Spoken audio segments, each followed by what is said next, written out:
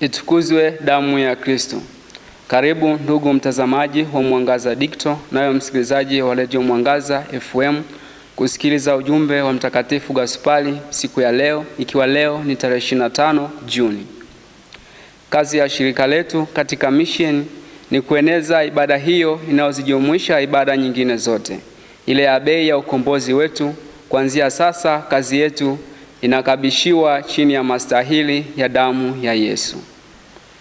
Kazi ya shirika letu katika mission ni kueneza ibada hiyo inayozijumuisha ibada nyingine zote, ile ya bei ya ukombozi wetu.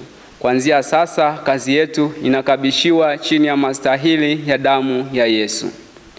Ndugu mtazamaji wa Mwangaza Digital na msikilizaji wa Radio Mwangaza FM, katika ujumbe wa Mtakatifu Gaspari ningependa tutafakari kwa pamoja damu azizi ya Bwana wetu Yesu Kristo, ikiwa ni miongoni mwa nguzo tatu za shirika letu, yaani kuishi maisha ya jumuiya, utume na tasawufi ya damu azizi.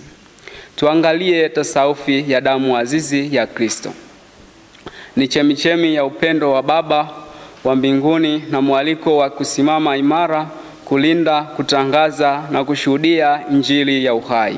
Damu ya Kristo inaponya, kushuhudia injili ya uhai.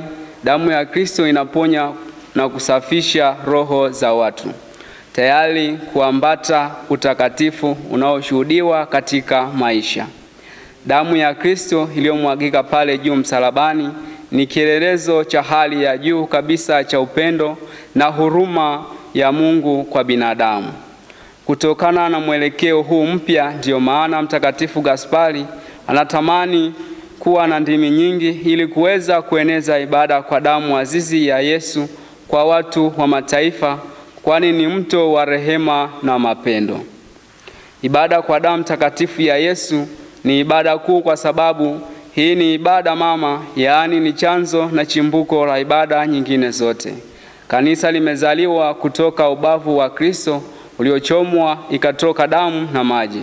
Ndio sakramenti za kanisa zilizaliwa, ndio uhai wa kanisa. Ukirejea Injili ya Yohane sura ya 19 aya 34.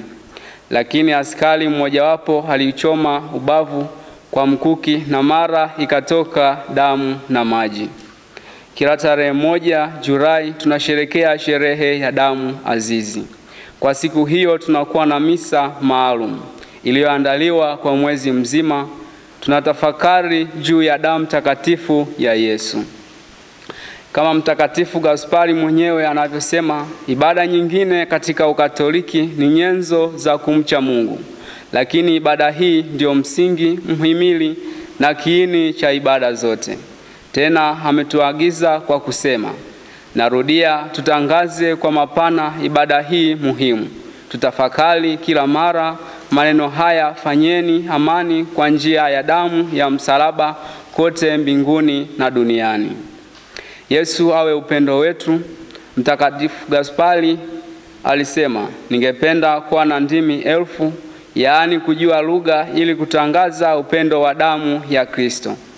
Mkristo yeyote popote alipo ni lugha mojawapo ya kutangaza upendo wa damu ya Kristo.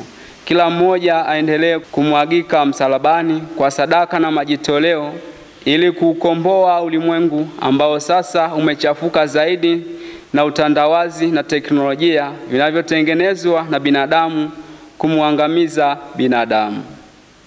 Itukuzwe damu ya Kristo. Aliyekuletea tafakari hii ni Frateri Moses Faustin Mitanda wa shirika la wamisionari wa damu azizi ya Yesu.